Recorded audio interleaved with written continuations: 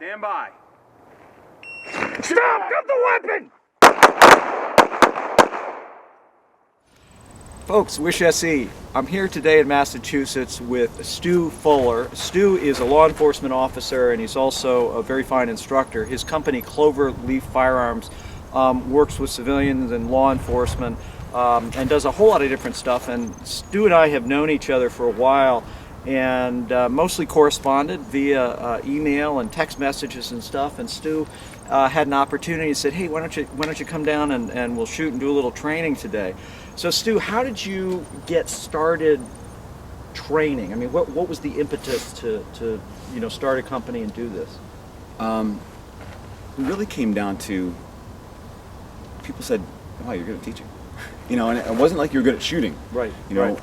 My background was long before law enforcement. I taught karate for a living, and there was a huge emphasis on understanding learning modalities, understanding adult learning, working with kids with ADHD.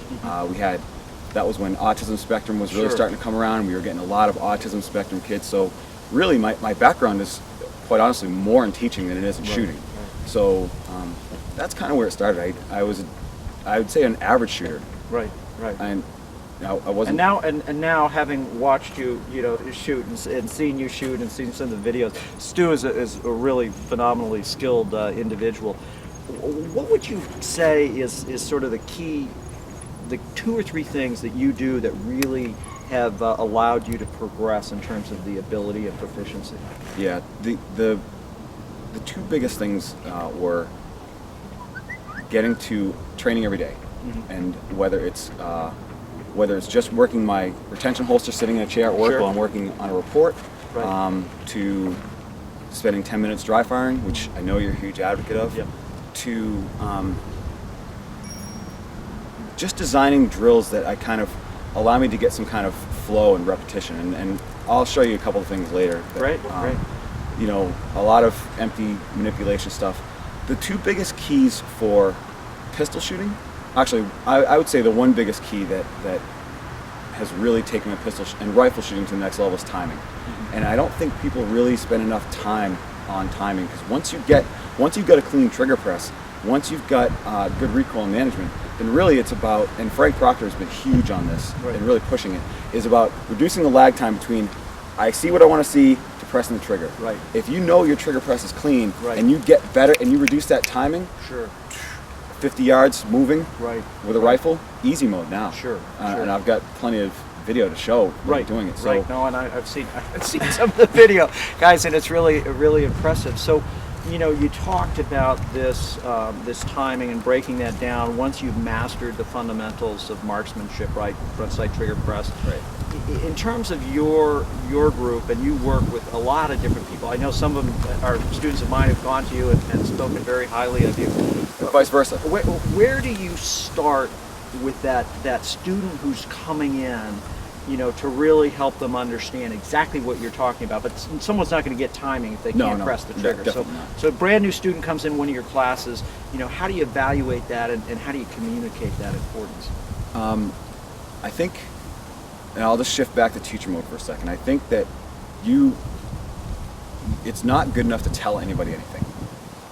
If the person doesn't experience it, forget it. Forget everything. Absolutely. So one of the drills that I'm big on, especially, and trigger press has to be number 1. And once you get trigger press down, then you can start exploring all those other areas. But one of the things I do, and I know you've heard of the ball and dummy drill, I do the dummy and ball drill. And the reason I do that is because I would rather get repetitions on proper trigger presses, and then have 1 live round to confirm that, versus having a bunch of live rounds and then they hit the dummy round and they flinch. Well, that's like rubbing a dog's nose in its own poop. And let's be honest, what have you shown them other than that they failed? They already knew they were failing. So I like to just put 1 live round in there, mix it up with a whole magazine full of dummies, and I like to get them to visually connect to the sights not moving. And then every now and then they hit the live round, they get surprised because the bullet went exactly where they want it to go for the first time in their life. Then I'll run that drill like at least 5 or 6 magazines. Then I'll add 2. Then I'll add 3. And you get to a point when you reach that point of diminishing returns, like say you've got 9, let's say you've got 7 rounds in a 10-round mag and 3 dummies, and now you're seeing the flinch again, back off. Right. Go back to 3 live rounds or 2 live rounds, and then work that drill again. That's really been probably one of the biggest, simplest drills that has gotten me top results. And I noticed that you are really passionate about ongoing education and training for yourself. And I subscribe to the same thing. But when you think of, okay, I'm an instructor, I'm a teacher, I'm doing this stuff, but you're also, from everything I know about, you're investing a significant amount of your own time actually studying with other people. Right. And I'm just wondering if you'd share with the viewers a little bit about why that's so important to you. It's critical because just like we were talking about off camera, I think I'm a big fan of I take a Bruce Lee kind of mentality. There's no one way, Absolutely. In terms of motion, in terms of shooting. I've seen people that do things completely different, get the same results. So I like to get out there and experience all of that so I can have multiple methods of teaching the student who's not, who maybe a student understands, this particular method of shooting. Then another trick that I picked up in the class, I just learned a shitload of new things. Oh, sorry, I don't know how you get the channel. I just learned a bunch of new things from you today. Just the pen thing, awesome. The partner drill, chasing holes, awesome.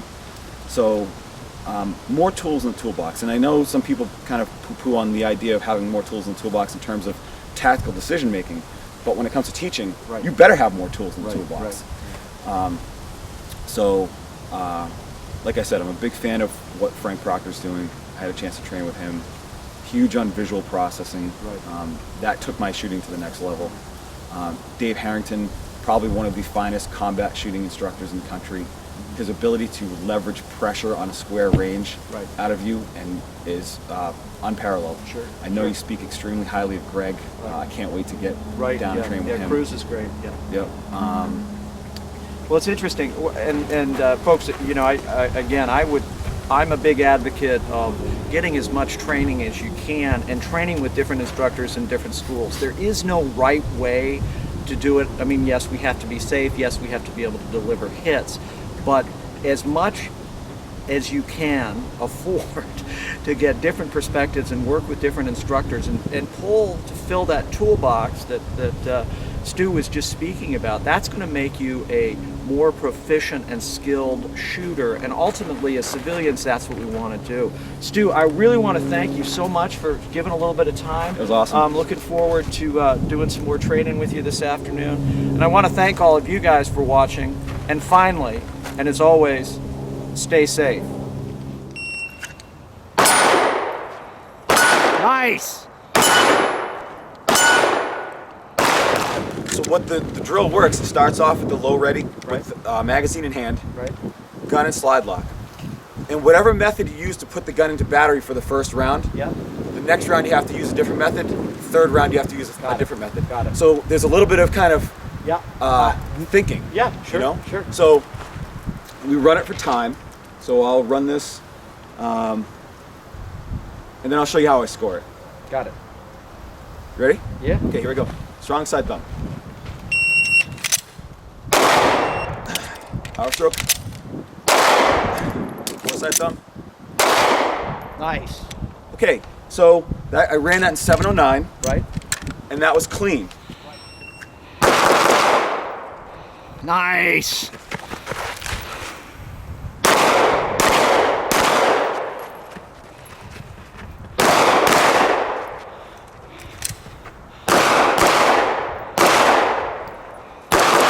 Nice.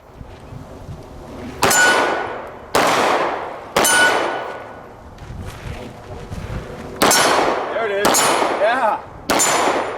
15-yard shots on the move. I like it. 20-yard shots.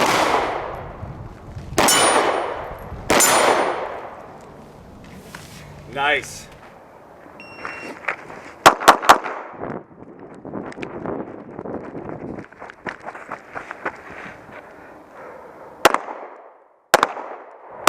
Nice. That was like same hole. Yep.